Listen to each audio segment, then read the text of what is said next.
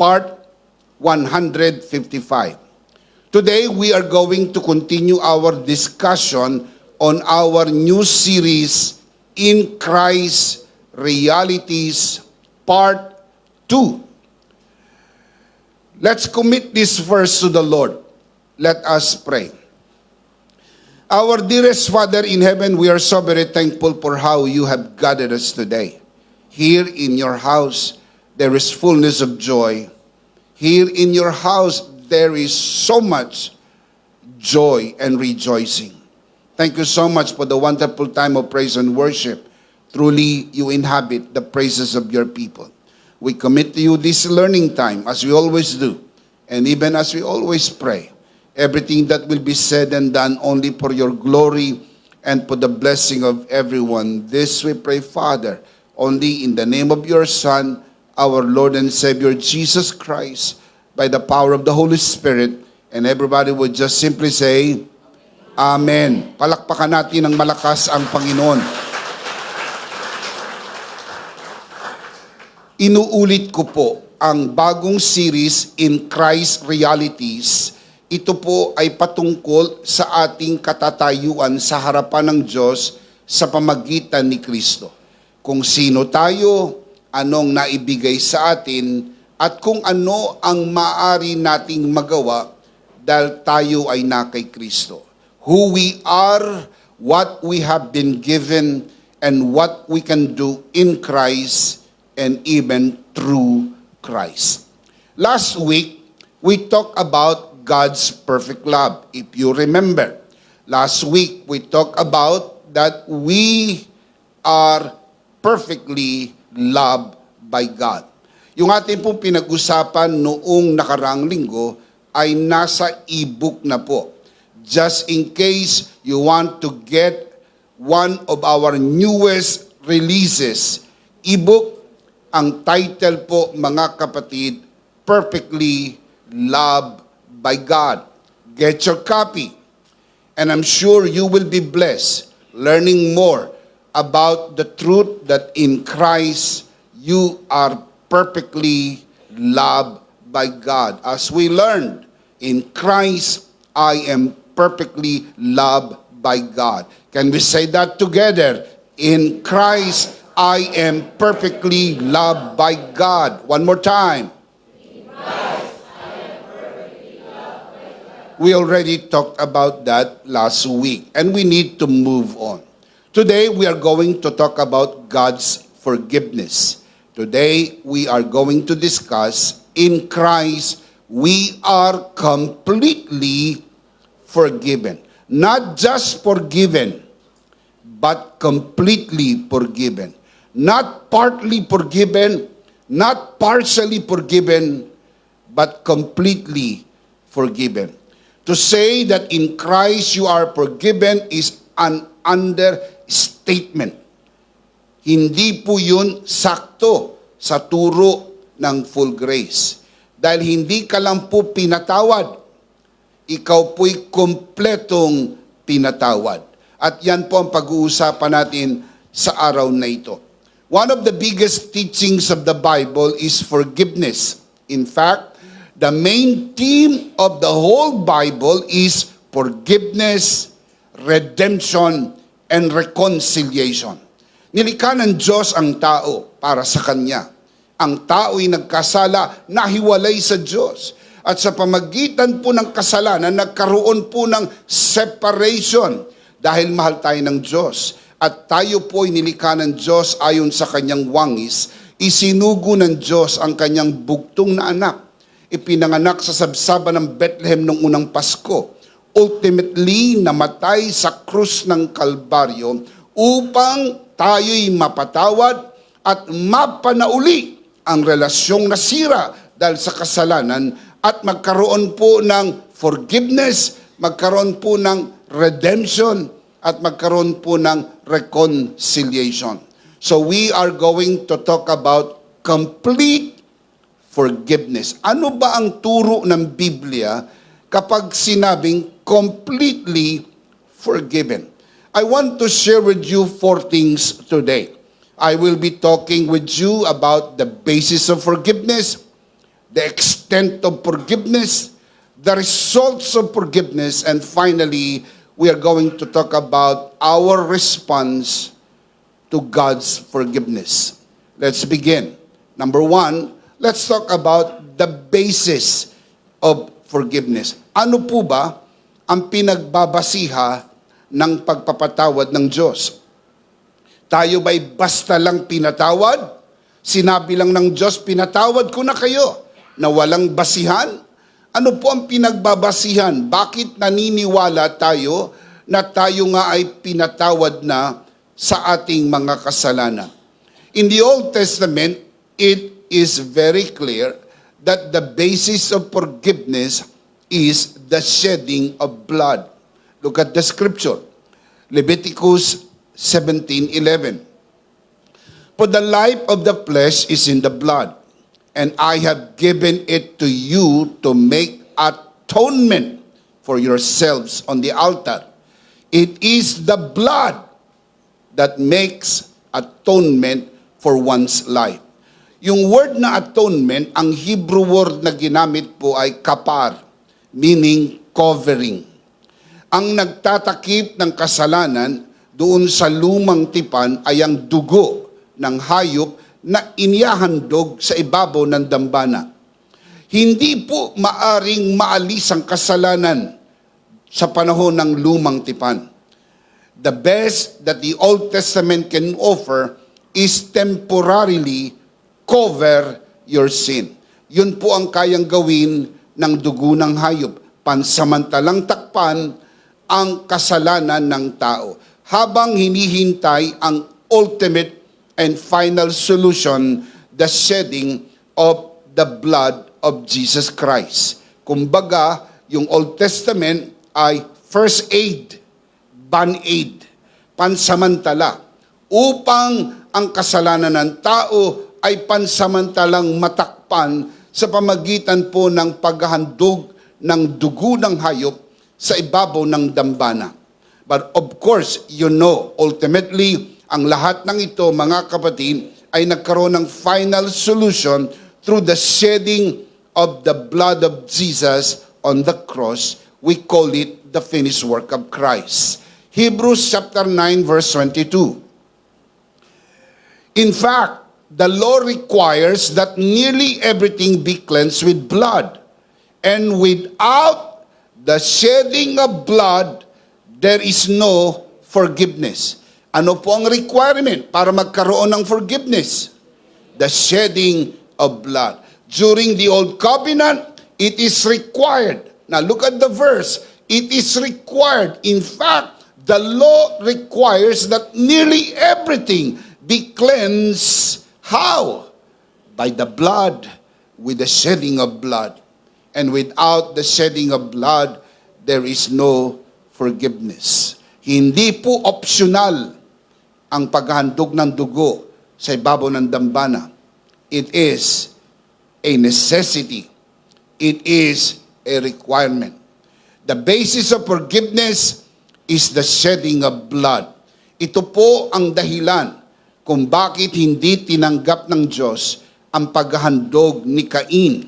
At ito rin ang dahilan kung bakit tinanggap ng Diyos ang paghahandog ni Abel. Natatandaan niyo po bang magkapatid na Abel at Cain? Cain at Abel. Ang handog ni Cain ay gulay, bunga ng kanyang mga gawa, sapagkat siya po'y isang magsasaka. Ang handog naman ni Abel ay tupa, ang dugo ng tupa sa ibabaw ng dambana. Maliwanag po na makikita natin sa storya na tinanggap ng Diyos ang handog ni Abel at tinanggihan ng Diyos ang handog ni Cain. Sapagkat ang handog ni Abel ay mayroong dugo. Sapagkat ang dugo ang magtatakip pansamantala ng kasalanan ng tao. And ultimately, ang dugo ni Kristo ang nagpatawad ng ating mga kasalanan at pinatawad na tayo ng ating Panginoon. At ito rin ang dahilan kung bakit pag-introduce ng sacrificial system during the ceremonial laws and sacrificial laws ay mahigpit na inihabilin ang paghandog ng dugo sa ibabaw ng dambana. Sapagkat maliwanag po, without the shedding of blood, there is no forgiveness. You need to keep in mind that the Old Testament is but a shadow and the New Testament is the reality. Maliwanag po yan. Sabi po ng Hebrews 10:1, ang Old Testament ay shadow. Sabi po ng Colossians 2:16 to 17, ang New Testament po ang reality. Kaya yung nababasa natin sa New Testament, ito po ang katuparan, ito po ang reality nung mga inihula sa Old Testament. Ephesians chapter 1 verse 7, the Apostle Paul writes, in Him, meaning in Christ, in Him we have redemption. How? Through His blood. See, the importance of the shedding of blood. In Him we have redemption through His blood, the forgiveness of sins in accordance with the riches of God's grace. Maliwanag po sa verse na ito, ang forgiveness po mga kapatid ay grasya. Ang word na grace, ang Greek word ay charis, gift. In other words, maintindihan natin that forgiveness is not something that we earn by what we do. Forgiveness is something bestowed upon us, given to us freely. Kaya nga, charis, meaning grace. Kaya ang pagpapatawad po ay God's grace. Paul said, the riches of God's grace, ang yaman ng biyaya ng Diyos. Can you say amen?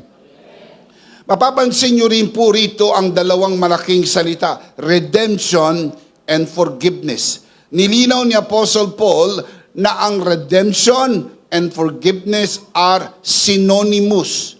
Ibig sabihin, pwede nyo po yung gamitin interchangeably.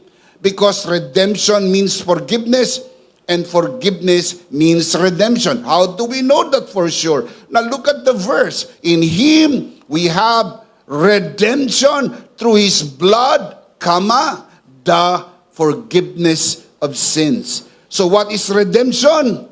Forgiveness of sins. What is forgiveness of sins? Redemption. And how can it be received? Through the blood.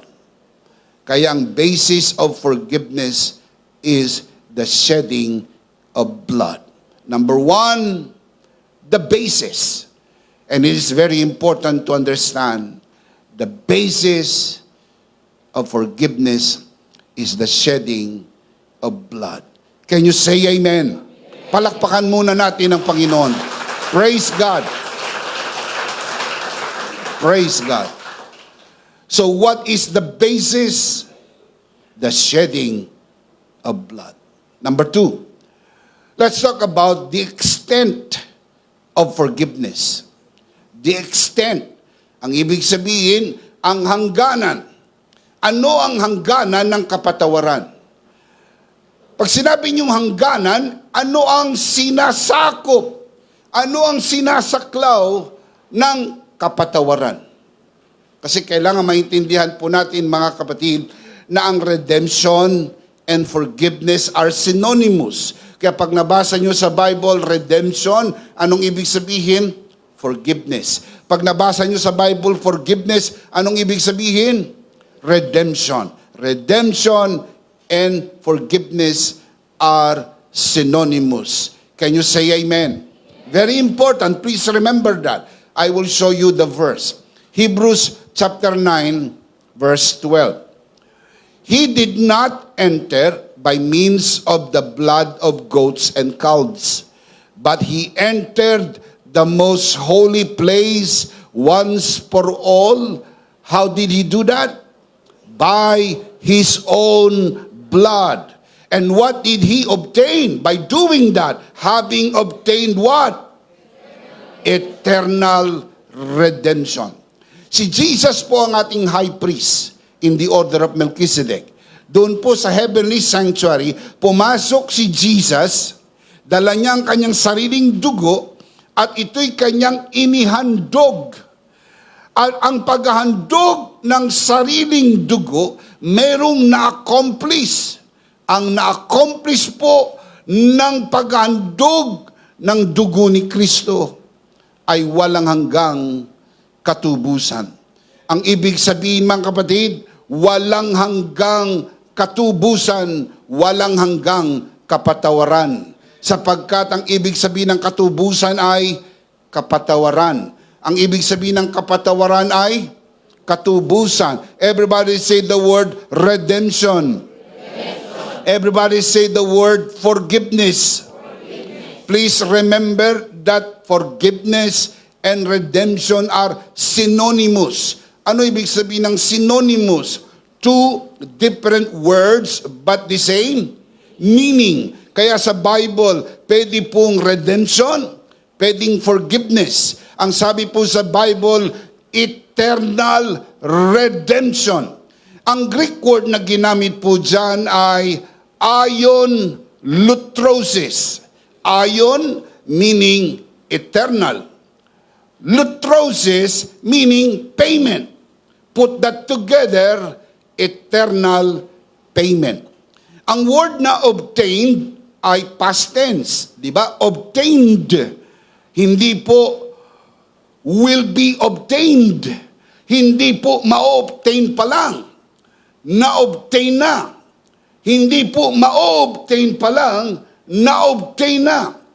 Sa Greek grammar po, ang word po na obtain ay nasa aorist tense. Ibig sabihin, done already.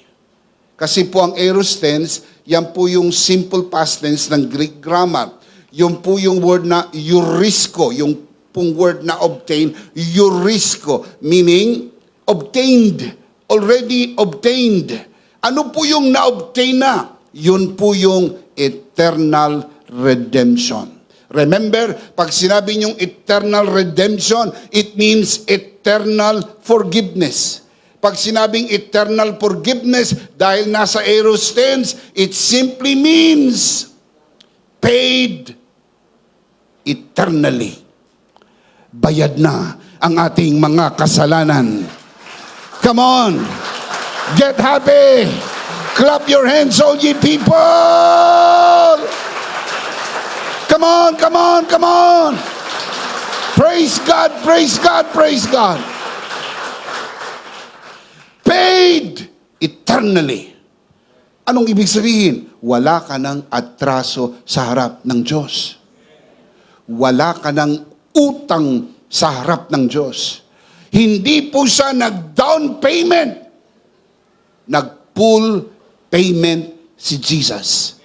Alam niyo po ba ang pagkakaiba ng down payment sa full payment? Pag down payment, meron ka pang monthly amortization. Tama? Monthly payment. Meron kang binabayaran. Meron kang obligasyon. Meron kang hinuhulugan. Pero pag full payment, meron kang OR. Official receipt. Ibig sabihin, kahit saan kayo makarating, bayad ka. Kaya nga pag nagbabayad ka, humingi ka ng resibo. Kahit kapirasong papel, kahit handwritten, huwag kang papayag na nagbigay ka na wala ka natanggap na patunay. Dahil ang dali lang sabihin, hindi ka pabayad. Di ba? Dali lang sabihin, hindi ka pabayad. Sa dami ng mga manloloko ngayon, dami ng mga manggaganso, ang dami ng mga mapanglamang, nagbayad ka na, tapos sasabihin, hindi pa pala. So saan ka pupunta? Tatakbo ka. Kung saan-saan. Wala kang patunay. Talo ka. Pero kapag may kapirasong papel na nagsabi, bayad ka, kahit makarating ka sa Supreme Court, panalo ka. Ang resibo ng binayaran ni Kristo sa krus ng Kalbaryo ay ang sugat ng kanyang kamay, ang sugat ng kanyang tagiliran, ang kanyang libingan, at ang patunay na nabayaran na po, ninisa niya na ang libingan, siya'y buhay, buhay, magpakailan-kailan pa man. He lives! He lives forevermore. Shout amen. Kaya bayad na ang iyong mga kasalanan. Can you say amen? What does completely forgiven mean? Ano ba ang ibig sabihin, Bishop, ng completely forgiven? Alam niyo po ba ang pagkakaiba ng down payment sa full payment? Ang ibig sabihin po ng completely forgiven ay completely redeemed, completely paid. Now, ang ibig sabihin po niyan ay ito. It means that all sins, past, present, and future, are forgiven by God. On what merit? Through the finished work of Christ. Where? On the cross. Now you understand why it is the main message. Because at the end of the day, ang pinakamahalaga sa lahat ay masiguro mo na pag namatay ka, pupunta ka sa langit. Kahit ikaw na ang pinakamayamang tao sa buhay na ito, pag namatay ka at hindi ka pupunta sa langit, lugi ka. Kaya ang pinakamahalagang turo sa Biblia ay kapatawaran, katubusan, kaligtasan, sapagkat sinisecure nito ang iyong buhay pagkatapos ng buhay na ito. Pansamantala lang ang buhay na ito. Pero ang susunod na buhay ay walang hanggan. And the shed blood of Jesus on the cross guaranteed eternal forgiveness. Complete forgiveness. Can you say amen? This forgiveness is total and absolute. Removing all guilt and penalty of sin. Restoring a right relationship with God. Mga kapatid, alam ko na hindi lahat ng simbahan ganyan ang turo. At ang ibang nanonood sa broadcast na ito, parang nakikita ko nagtataas ng kilay ang iba. Ang iba'y nagsasalubong ang kilay. At yung iba parang gusto nyo na mag-ahit ng kilay. Sapagkat hindi nyo matanggap na pinatawad na ng Diyos ang lahat ng kasalanan. Ang kaya nyo lang tanggapin, pinatawad na eka, yung nakaraang kasalanan. Pinapatawad eka yung mga nagagawa mo ngayon. Pero yung hindi mo pa nagagawa, pinatawad na, hindi pwede mangyari yan. Kailangan mo nang magawa bago mapatawad. Eh di gawin mo. Gawin mo bago ka mapatawad. Kaya lang malaki ang problema natin dyan. Sapagkat kung ang patawad na inaalok ng Diyos sa atin ay kapag sa tuwing tayo nagkakasala, tayo pinapatawad, ang tawag po dyan, mga kapatid, installment. Installment. Dinadahan-dahan lang ang patawad. Dahil natatakot eka ang Diyos na baka abusuhin ninyo. Kaya pag nagkasala ka, patatawarin ka. Pag nagkasala ka, patatawarin ka. So kailangan mo munang magkasala bago ka mapatawad. Gusto mong mapatawad, magkasala ka. Kailangan mo magkasala bago ka mapatawad. Kasi ang akala nila ng kasalanan ay yung ginagawa mo. Mali. Ikaw ay makasalanan na hindi ka pa nagkakasala. Dahil ang ating kasalanan ay minana natin kay Adan. Sabi sa Bible, sa Psalms 51:5, ikaw ay makasalanan na mula pa sa sinapupunan ng nanay mo. At sa loob ng tiyan ng nanay mo, ikaw ay makasalanan na sinful at birth. Sinful by the time our mother conceived us. Minana natin ang kasalanan ni Adan. Ang pinatawad ng Diyos na kasalanan at siniguradong pinatawad ng lahat ay hindi lang yung kasalanang nagagawa mo o magagawa mo. Ang kasalanang siniguradong pinatawad sa kabuuan ay ang kasalanang minana natin kay Adan. Kaya tayo nakakagawa ng kasalanan dahil minana po natin yung sin nature ni Adam, pumasok sa ating lumang pagkatao, kaya tayo po'y namumuhay bilang makasalanan. Si Kristo ang ikalawang Adan, namatay sa krus ng Kalbaryo para bayaran ang kasalanan ng unang Adan. Tayo'y pinatawad na ng Diyos. Give Him praise. Praise God. Colossians chapter 2 verse 13. When you were dead in your sins and in the uncircumcision of your sinful nature. Yun yung minana natin kay Adan, yung sinful nature. God made you alive with Christ. What's the next line? God, He forgave us all our sins. Anong parte dyan ang hindi mo maintindihan? Inuulit ko po. He forgave us all our sins. Yung forgave, past tense. Pinatawad na, hindi pa. Na mahina ang sagot niyo sa malakas na tanong. Pinatawad na, hindi pa. Kasi po, English forgave, meaning past tense, done. Ang present tense niyan, forgive. Ang future, will forgive. Hindi naman forgive. Hindi naman will forgive. Ang nakasulat ay forgave. Sa Greek grammar, aorist tense, meaning past tense, done already. At isa sa pinakamahalagang makikita po natin, ang word na forgave, dito ang Greek word charizomai. Ang charizomai, ang root word charis. Ang meaning ng charis, gift. Sa makatwid, ang regalo ay kapatawaran at ang kapatawaran ay regalo. Ang kapatawaran po ba'y premyo?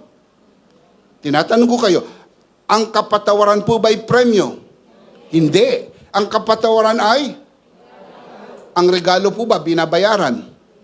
Ang regalo po ba pinagtatrabahuhan? Sa makatwid, kung ikaw ay nabigyan ng regalo, ito'y ibinigay sa iyo, walang bayad. May nagbayad na iba.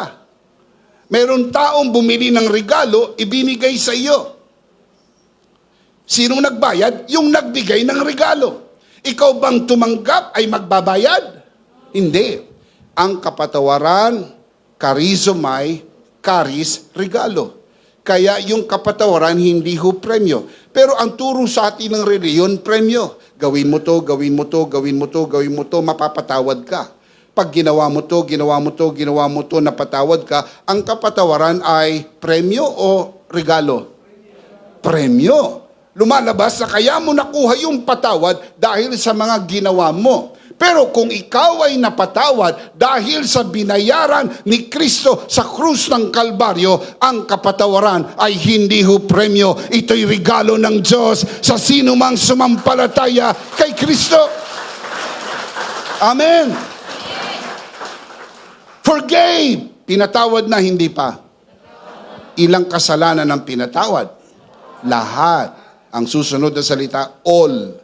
Ang Greek word panta, it means all. All is not some. All is not many. Pag sinabi niyong some, yan po yung past sins. He forgave some of our sins. Yung nakaraan lang ang pinatawad. Kung nakalagay dyan, He forgave us many of our sins. Ang pinatawad po dyan, past and present. Hindi naman malabong ating mata, hindi naman tayo bulag. Hindi rin naman siguro tayo mangmang at di natin maintindihan yung diferensya ng all sa some at sa many. Iba ba ang all, some, and many? Iba. Dahil pag di mo alam ang pagkakaiba ng all, some, and many, hindi mo talaga alam. Pero magkaiba ba ang all, some, and many? Ilan ang kasalanan pinatawad? Some, many, or all? Pag sinabing all, past, present, and future. Because if it is not all, it is not all at all. Kaya maliwanag sa Bible, pinatawad na ang lahat ng ating mga kasalanan. Yung extent, yung saklaw ng forgiveness ay eternal. Amen. Yan ang nagawa ng tinapos na gawa ni Kristo sa krus ng Kalbaryo.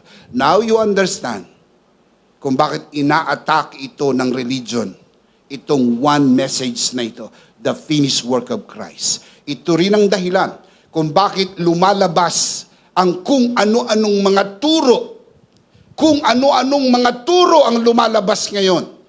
Yan po ay distraction ng kaaway.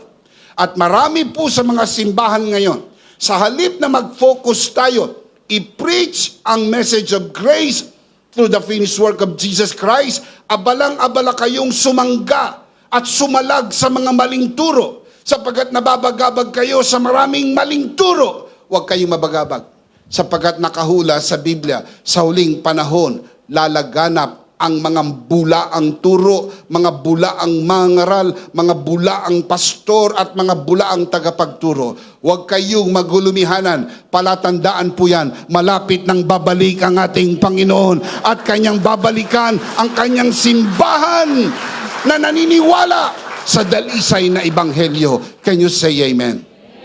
Sabi nila, nababagabag ang iba. Ako hindi. Sapagkat ito ang aking paniniwala, ang mga tunay na anak ng Diyos hindi maililigaw ng kaaway. Guaranteed sa Bible, walang makakaagaw sa atin sa kamay ni Jesus. Walang makakaagaw sa atin sa kamay ng Ama. Dalawang kamay ang may hawak sa atin. Hawak na tayo ni Jesus, hawak tayo ng Ama. Kaya ipayapa mong yung isip, hindi ka kayang agawin ng mga bulaang turo, mga bulaang mangaral, mga bulaang relihiyon. You are safe in the hands of God. Shout amen. Malakas sa palakpak para kay Lord. Praise God. Praise God. Tandaan po ninyo mga kapatid, kapag ang drum ay maingay, walang laman. Maingay na maingay ang maraming mga bulaan sa Facebook and social media. At ang ibang mga simbahan at ibang mga pastor ay sumasayaw sa tunog ng drum na walang laman. Let it go. Hayaan nyo lang sila. After all, this is a free society. Kung may magtatayo nga ng simbahan dito, sasambahin si Satanas, hindi nyo mapipigilan. Kung may magtatayo rito at sasambahin ang kanyang sarili, hindi nyo mapipigilan. Malaya ang lipunan na ito. Pero hindi rin naman tayo pwedeng pigilan. Sambahin ang ating tunay na Diyos. Ipangaral ang mabuting balita ng tinapos na gawa ni Kristo sa krus ng Kalbaryo. Shout amen. It's either we accept the simplicity of this verse, Colossians 2:13, or we allow religion to complicate it, making us believe that we are not yet forgiven, either partly forgiven, or the worst is cannot be forgiven. But that is a religious lie. The truth is this: God forgave us all our sins. How many of our sins God forgave? Come on, I cannot hear you. How many sins? All. All means all.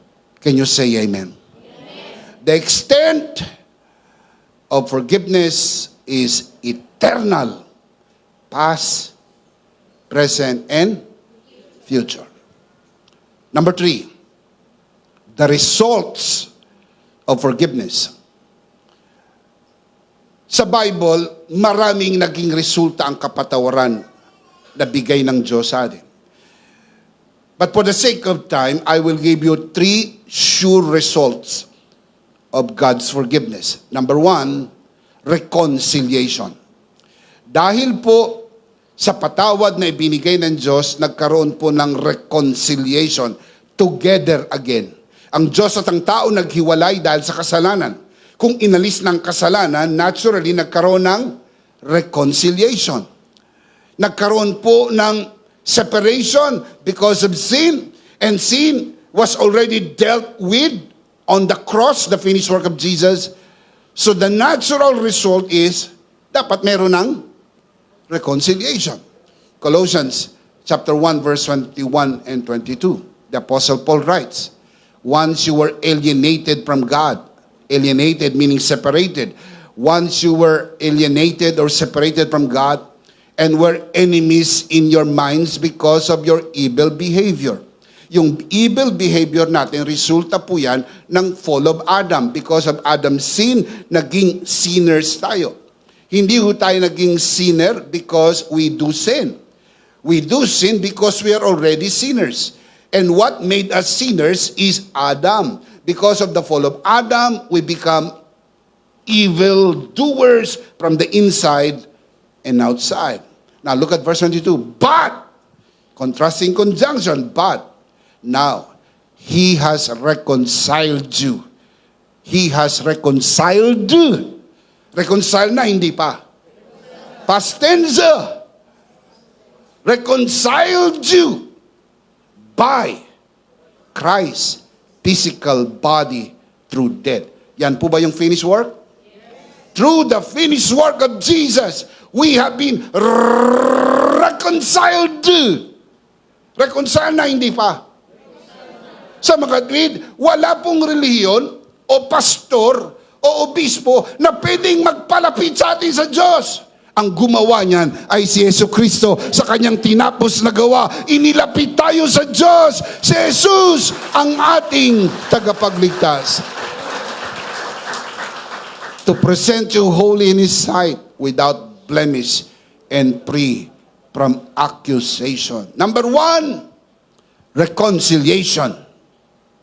Number 2, transformation. Ang pangalawang resulta ng forgiveness ay merong tunay na pagbabago.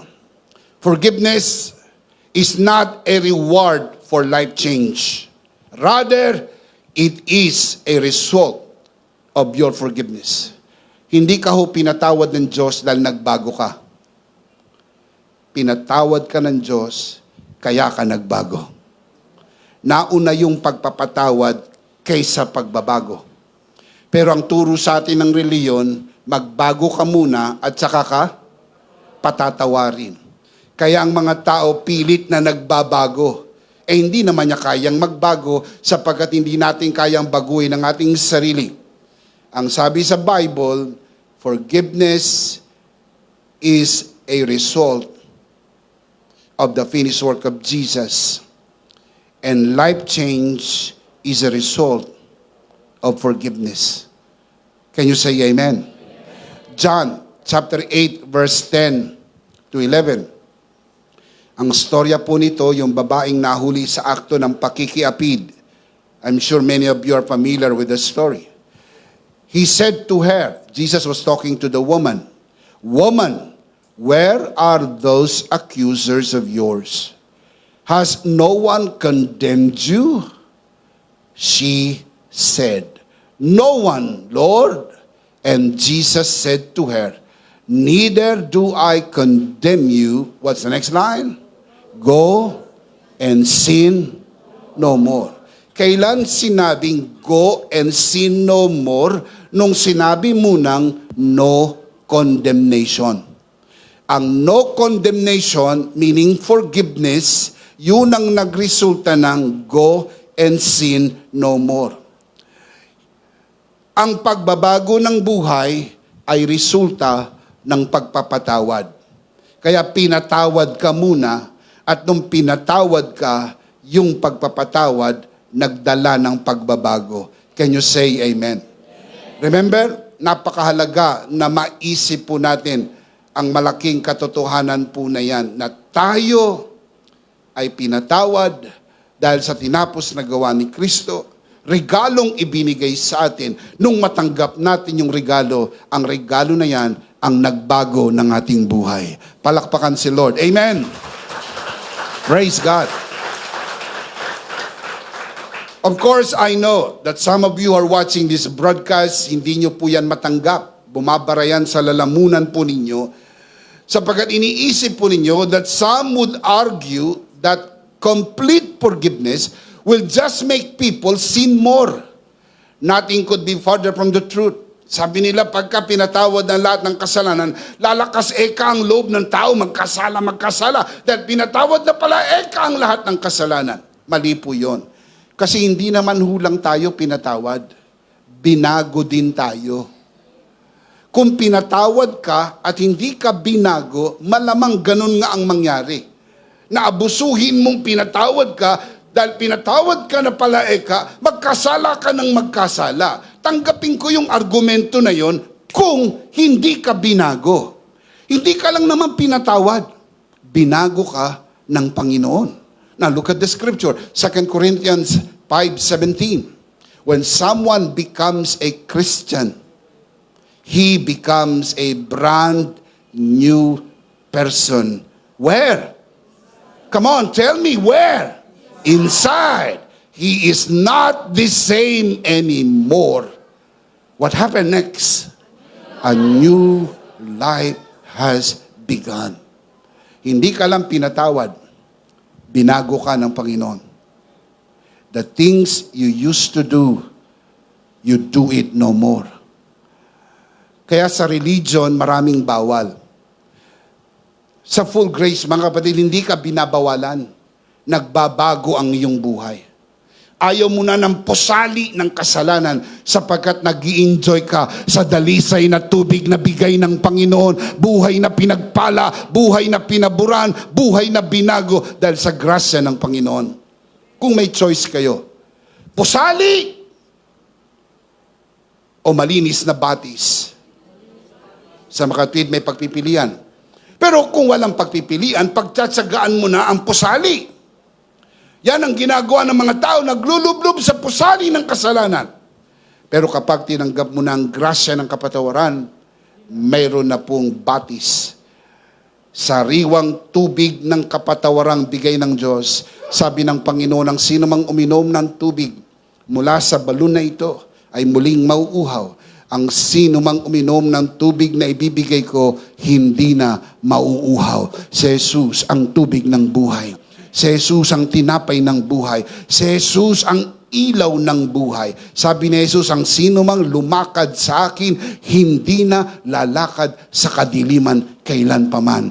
Bago ka na, binago ka ng Panginoon. Palakpakan natin si Lord. You are a new person. Amen?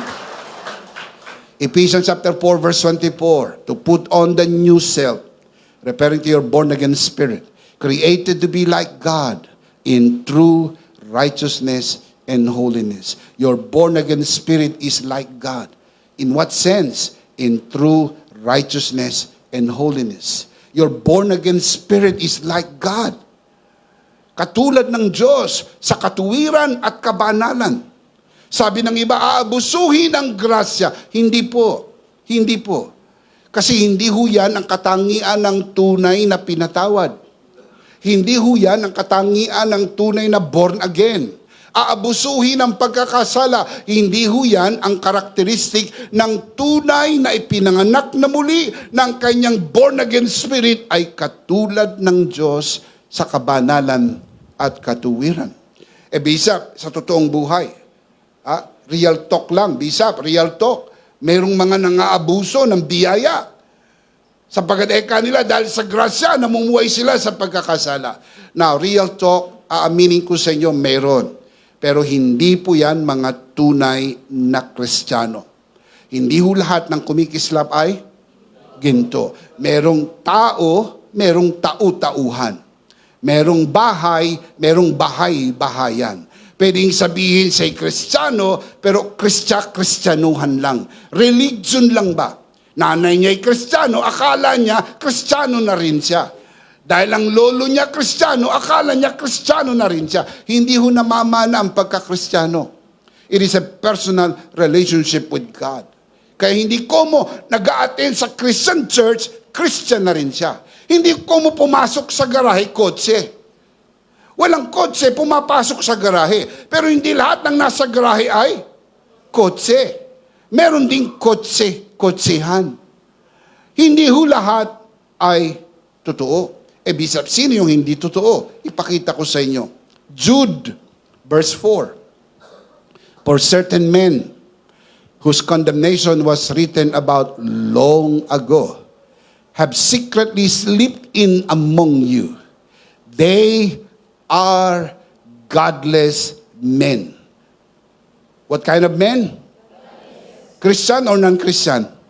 Non-Christian, godless men who change the grace of our God into what? A license for immorality, and deny Jesus Christ, our Lord and Sovereign and Lord. Mga kapatid, sino ang grasya ng Diyos ginagawang license to sin? Sinong gumagawa niyan? Godless men. Christians or non-Christians? Kaya yung iba, napagkamalan lang Kristiyano. Kasi kasama nahalo. Sila yung nakakapagpalito. Sila yung panggulo. Talagang nilalagay po yan ang kaaway sa gitna ng marami para malito ang mga tao. Tingnan nyo po sa New Living Translation. Mas graphic at mas malinaw ang sali ng NLT. I say this because some ungodly people. What kind of people? I cannot hear you. What kind of people? Ungodly people have wormed their way into your churches. Saan matatagpuan na ungodly people? Churches, local churches. Hindi ka nagugulat kung ungodly people makita mo sa sabungan, makita mo sa nightclub, makita mo po sa sugalan, makita mo po sa gawain ng kamunduhan. Hindi ka na magugulat. Sapagkat pangkaraniwan na sa kanila na dito matagpuan. Tama po ba? You are not surprised. Pero sabi po ni Jude, hindi mo sila makikita sa mga gawain ng kasalanan. Where can you find the ungodly people? Into your churches. Saying, ito yung mga nagsasabi, yung mga ungodly people, that God's marvelous grace allows us to live what kind of lives? Immoral lives. The condemnation of such people, what kind of people? Ungodly people, was recorded long ago. For they, the ungodly people, have denied our Master and Lord Jesus Christ. Sa mga kapatid, ang mga nangaabuso ng grasya ay hindi po mga Kristiyano. Ang mga nangaabuso ng grasya ay ang mga ungodly people. Kasi ang katangian ng forgiveness, transformation, na bago ang iyong buhay. Can you say amen? So number 1, reconciliation. Number 2, transformation. Number 3, jubilation.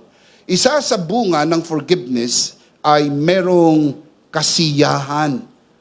Jubilation. Now look at the verse. Romans chapter 4 verse 7 to 8. Blessed are they whose transgressions are forgiven, whose sins are covered.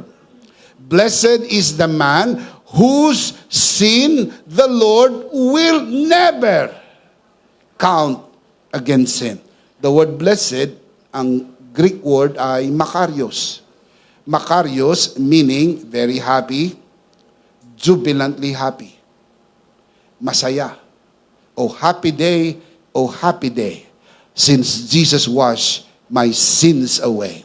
He taught me how to watch and pray. Oh happy day, since Jesus washed my sins away. Meron pong labis na kasiyahan kapag alam mo, pinatawad na ng Panginoon ang lahat ng iyong kasalanan. Palakpakan natin ng malakas ang Panginoon. Praise God. Amen. Masaya po ba kapag walang binabayaran buwan-buwan? Sapagkat alam mo, meron ng full payment. Amen. Let's see them again. Number 1, reconciliation. Number 2, transformation. Number 3, jubilation. Ano po yung tatlo na ito? Results ng forgiveness. Now, let me close. Number 1, the basis of forgiveness, the shedding of blood. Number 2, the extent of forgiveness, eternal. Number 3, the results of forgiveness, reconciliation, transformation, and jubilation. Now, ngayong alam mo na ito. Number 4, the response to forgiveness.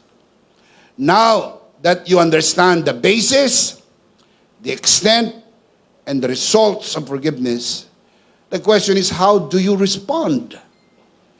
You should respond. There should be a response. Hindi pwedeng wala.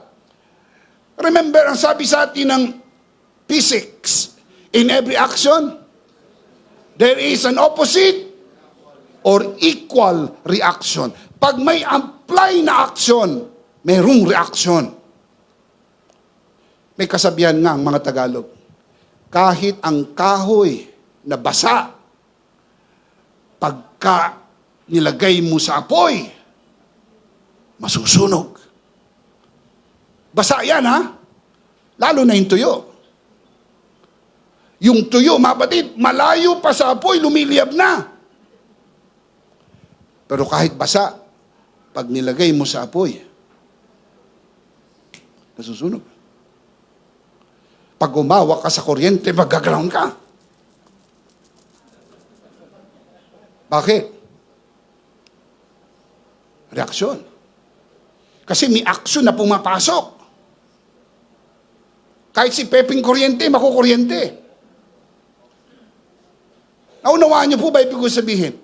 Mantak mong pumasok sa iyo, ang grasya ng Diyos, wala lang. Labo naman ang relihiyon nyo. Pag tinanggap mo ang grasya ng Diyos, hindi ka na katulad ng dati. Mayroong response, mayroong reply, mayroong reaction. Let me give you the life application. Ito po yung response. Number 1, always be thankful for your forgiveness. Kailan ang huling panahon nagpasalamat ka sa Diyos na pinatawad na lahat ng iyong kasalanan? Papasalamat ka sa pagkain. Papasalamat ka sa bagong bahay. Papasalamat ka sa bagong sasakyan. Papasalamat ka sa bagong mong asawa. Marami kang pinapasalamatan sa Diyos. Pero tinatanong ko, kailan yung huling panahon na sinabi mo, Lord, salamat, pinatawad mo na lahat ng aking kasalanan. Luma ang aking damit, luma ang aking sapatos, luma ang sasakyan ko at luma ang aking bahay. Pero bago na ang aking pagkatao, hindi na ako katulad ng dati. Salamat sa iyong kapatawaran. Say amen.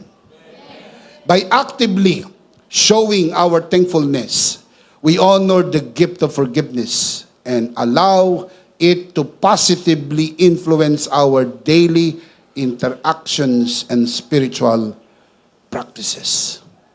Number 2, show how His forgiveness has changed you. Ipakita mo kung paano ka binago ng pagpapatawad ng Diyos. One of the surest changes that forgiveness has made in you is that you have become a generous person. Sigurado yan. Pag natanggap mo yung generous forgiveness, na-transform ka into become a generous person. Hindi ka na kuripot. Bago ka na born again, kuripot ka. Pag na-born again ka na, nawawala na po yung spirito ng kuripot. Dati possess ka ng spirito ng kuripot. Now you become born again, you become generous. O bisap, nasa Bible pa yan, of course. Naalala niyo po istorya po ni Zacchaeus at ni Mary. Na matanggap po nilang forgiveness, they became generous. Naalala niyo po si Mary, nung matanggap niya yung forgiveness, siya po'y very generous sa kanyang service kay Jesus. Hinugasan niya ang paa ni Jesus ng kanyang luha. Pinunasan ng kanyang buhok. Hinalikang paulit-ulit at binuhusan ito ng pinakamahal na pabango. Ang presyo ng pabango, 1 taong sweldo. Walang panghihinayang. Kasi binago ang kanyang puso ng pagpapatawad. Naging generous po siya.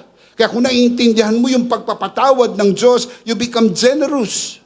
Remember, the Bible says, forgiven little, loves little. Forgiven much, loves much. Sa Tagalog, ang pinatawad ng kaunti, kaunti magmahal. Ang pinatawad ng malaki, malaki ko magmahal. Sa bagong salin, ang pinatawad ng konti, konti ko magbigay. Ang pinatawad ng malaki, malaki ko magbigay. Yung iyong pagbibigay na serbisyo, pagbibigay sa Panginoon ay refleksyon ng iyong understanding of the richness and the greatness of God's forgiveness bestowed upon you. Naalala niyo si Zacchaeus? Nang siya po'y pinatawad sa kanyang kasalanan, ang sabi niya, half of my possessions I will give to the poor. And if I have cheated anybody out of anything, I will pay back 4 times the amount. Became a generous man.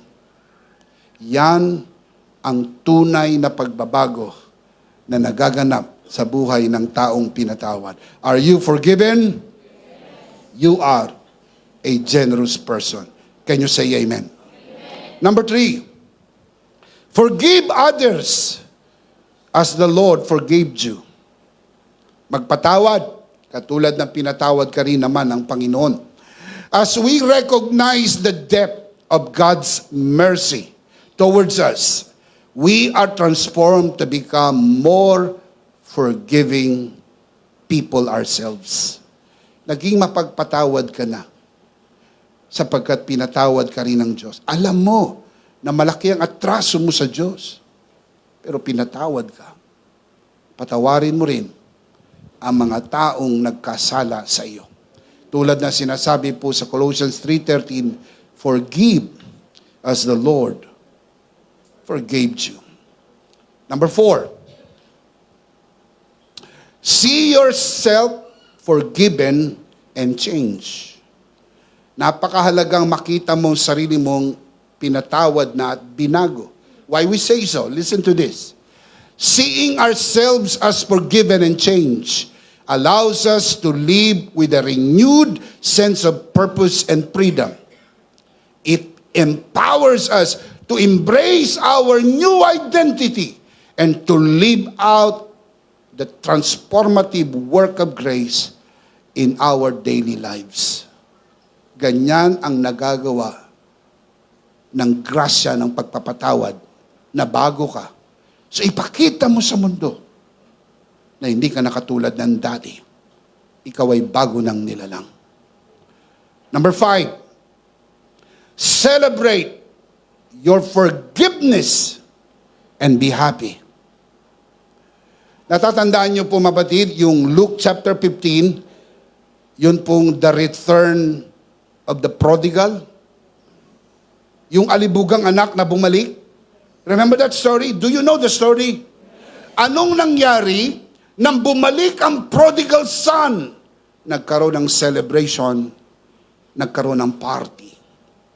Celebrate your forgiveness. Magdiwang ka at magsaya. Kung wala kang naiisip para magsaya, magsaya ka.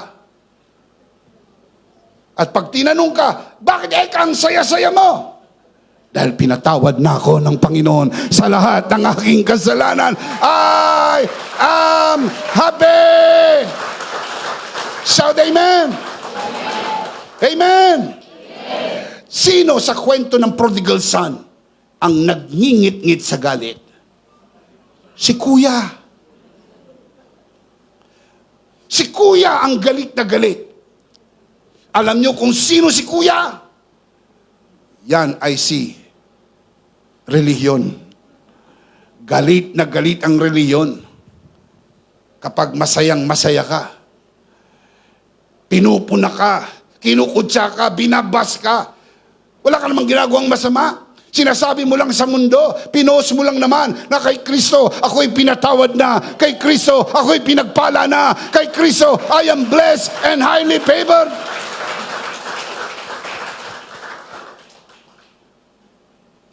Bumili ka ng ice cream. Ubusin mo. At pag tinanong ka, ba't kakain ka ng kain ng ice cream? Pinatawad na ako ng Panginoon.